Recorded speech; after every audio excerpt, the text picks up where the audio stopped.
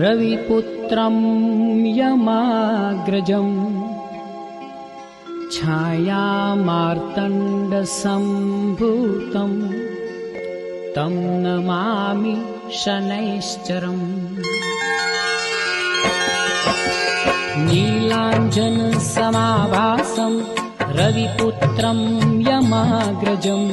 छायामार्तण्डसम्भूतं तं नमामि शनैश्चरम् नीलाञ्जनसमाभासं रविपुत्रं यमाग्रजं छायामार्तण्डसम्भूतं तं नमामि शनैश्चरम् नीलाञ्जनसमाभासं रविपुत्रं यमाग्रजं छायामार्तण्डसम्भूतं तं नमामि शनैश्चरम् नीलाञ्जनसमाभासं